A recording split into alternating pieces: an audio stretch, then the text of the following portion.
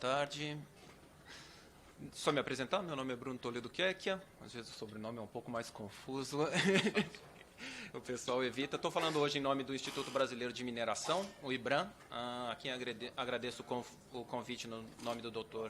Rinaldo Mancin, e cumprimento todos na mesa na pessoa do Dr. Eduardo.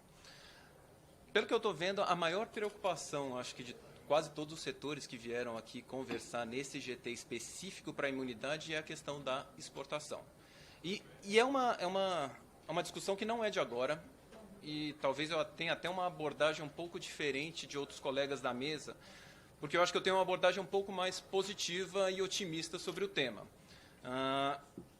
Eu acho que é quase chover no molhado repetir quão boa é a aprovação da reforma tributária, quanto que esse Congresso merece aplausos por ter conseguido superar uma discussão de quase 30 anos que não andava em relação ao tema e instituir, ao menos na Constituição, um regime efetivamente não cumulativo. Claro, agora a gente entra no maior desafio, que são as leis complementares e os detalhes dessa não cumulatividade e todos os outros pormenores que vão ser tratados, inclusive a questão da imunidade na exportação. Por que eu falo que eu acho esse um momento positivo e estou otimista em relação a isso? As nossas dificuldades, e muito do que tem se pontuado hoje, são dificuldades que já existem há 10, 20, 30 anos. São discussões que andam no Supremo há décadas, não se resolvem, e a impressão que dava era que só piorava. Agora não, agora a gente tem uma oportunidade, a gente tem uma lei em branca a ser resolvida, a ser elaborada. É um momento realmente, e aqui a importância desse grupo, de nós endereçarmos esses pleitos e as soluções, as sugestões para que a próxima lei resolva todos os problemas que a gente tem tido até hoje. Falando um pouquinho do setor de mineração, que é um dos maiores interessados na questão da desoneração da exportação, o Brasil é um dos maiores produtores e exportadores de minério do mundo. Pensando em minério de ferro, um dos produtos desse setor, o Brasil só perde basicamente para a China e a Austrália.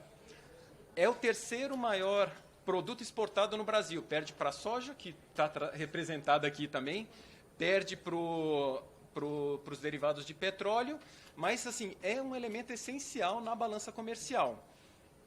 E qual que é o cenário que a gente tem hoje? Existe um estudo da Ernst Young que compara a tributação no Brasil a de outros principais países exportadores de minério. África do Sul, Austrália, China, o Peru.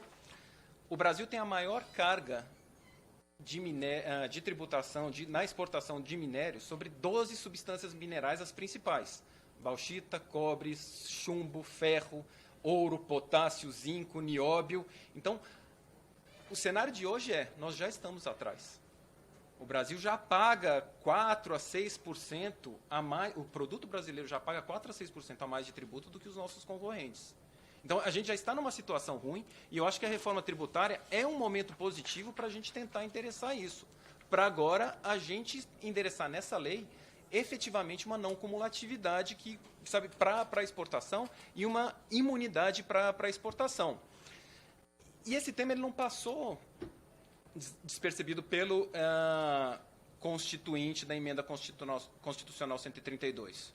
Em dois momentos, as exportações foram tratadas.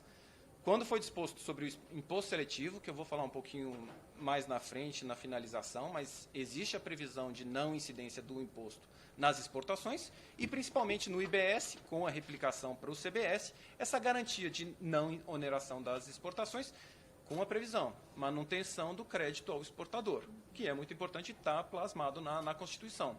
Isso aí vai em linha do que a gente já tem hoje, que garante a imunidade de exportação no PIS, COFINS, CID, ICMS e ISS, justamente esses tributos que estão sendo substituídos. Agora, o que a gente precisa é endereçar na lei complementar de que forma isso vai se dar, e mais importante, que isso eu acho que é uma parte do debate que está faltando. O que acontece quando não houver a concretização desse direito? Então, o Supremo já falou lá atrás que a intenção plasmada na Constituição é desonerar as exportações, garantindo que as empresas brasileiras não sejam coagidas a exportarem tributos que onerariam operações de exportação direta ou indiretamente. Ou seja, é reconhecido o intuito da Constituição de desonerar exportações. Como é que a gente opera isso?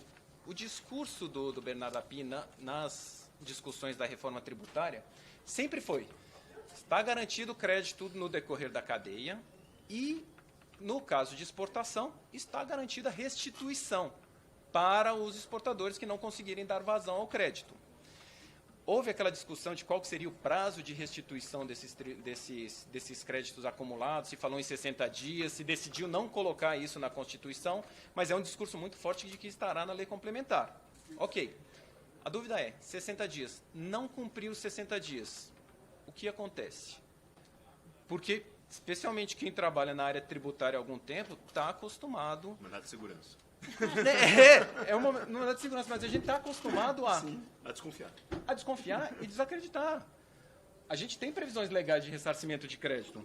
Mas não tem prazo e nem sanção, né? O pior é que... Não, prazo até tem. Não, Sanção é que não tem. Não tem sanção, É uma isso. norma moral. É isso. Né? Porque se não restituir, qual que é a pena? Então não adianta. Tá? Lei Complementar 87, que tem aquela previsão do aproveitamento de créditos de ICMS na aquisição de mercadorias destinadas ao uso em consumo. Tinha previsão que isso se daria em 98. Veio a Lei Complementar 92, adiou para 2000. Veio a Lei Complementar 99, adiou para 2003. A Lei Complementar 114 para 2007. São mais 3 leis. Hoje a previsão é de que, da Lei Complementar 171, em 2033. Quando acaba o ICMS. Quando acaba o ICMS agora. Sabe, então, precatório. A gente já tem, sabe, decisão transitada em julgado, reconhecido, tem previsão na Constituição de pagamento de precatório. E vem uma PEC adiar 2022, não vamos pagar precatório, fica adiado para o próximo ano ou para quando der. Então, não adianta só a PEC trazer aquela previsão de restituição em 60 dias, de ressarcimento em 60 dias. Tem que haver, como já foi dito aqui, uma sanção. E o que a gente pensa em sanção? E eu acho que esse é um dos pontos que esse GT serve justamente para a gente propor. Não adianta a gente pensar em uma sanção de onerar mais quem já está devendo. Ah, a União vai pagar uma multa? Não vai acontecer. O que a gente está pensando? Primeiro, uma solução que já existe na Constituição para os precatórios. É aquele artigo 100, o poder liberatório do precatório, a gente aplicar talvez para o crédito acumulado para exportador. Poder compensar isso com todos os outros créditos daquele ente. Então, é crédito de CBS que não foi ressarcido, compensa com imposto de renda. Compensa até com contribuição previdenciária. Com tudo que for administrado pela Receita Federal. É bom, eu acho que é uma alternativa positiva. O problema é que não resolve para estados e municípios, né? O tributo ali de estados e municípios, IPTU, vai ser muito pequeno. Então, qual que é o outro ponto que a gente pensa? Livre cessão de crédito a terceiro. Então, vou poder transferir meu crédito, vou poder negociar meu crédito sem restrições legais, sem ter um deságio, sem ter uma limitação, sem ter qualquer restrição de percentual. É deixar realmente essa livre cessão. Vai ter gente querendo comprar o crédito. Então, me parece que essas são as alternativas que a gente tem que pensar, além da previsão de um prazo de 60 dias, de 30 dias, como o Dr. Osório sugeriu. Eu acho até que esse prazo, claro, se não for um prazo absurdo de 5 anos, mas sabe, prazo de 2, 3 meses, ok. Vamos dar aí o voto de confiança para a ideia do Bernardo Api de realmente ressarcir esse valor. Mas qual que vai ser a sanção se isso não for ressarcido? Então, fazer isso e o mercado regular isso. Exatamente. Então, eu acho que livre cessão e a possibilidade de compensação, sabe, um poder liberatório, assim como a gente tem para o precatório, para os créditos acumulados, são sugestões interessantes e que, melhor, não envolvem desembolso por parte do poder público. A gente está tratando só aquele crédito que já existe, já foi reconhecido e que ainda não teve saída. E só para finalizar, a gente está falando muito do IBS e da CBS no âmbito das imunidades de exportações, mas tem 2 outros problemas, 2 jabutis que vieram na PEC.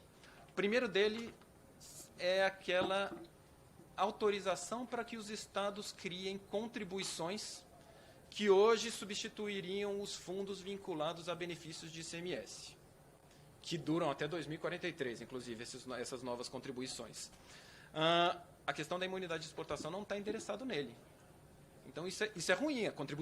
Essa contribuição estadual pode onerar esse produto, inclusive nas exportações. E o que é mais contraditório é, hoje, essa contribuição existe em substituição ao ICMS, que tem a previsão de desoneração nas exportações. Então, isso precisa ser interessado. Assim como a questão do imposto seletivo, que apesar daquela previsão de que não incidiria sobre exportações, veio um inciso 7º, e aqui preocupa muito o setor de mineração, que estabelece que na extração o imposto seletivo pode incidir independentemente da destinação. E a dúvida é, o que ele quis dizer com destinação? É destinação para o exterior, então é exportação? Então, a gente entende que essa interpretação é falha, essa interpretação ela não condiz com todo o ideário da reforma tributária de imunidade de exportações, mas é um tema que tem que ser endereçado, claro, no GT do imposto seletivo, mas os GT se conversam, então esse GT de imunidade também pode dar participação em relação à questão do imposto seletivo. Então, acho que são esses os pontos aqui da minha exposição. Agradeço a atenção. Devolvo a palavra aqui ao doutor Eduardo. Bruno, muito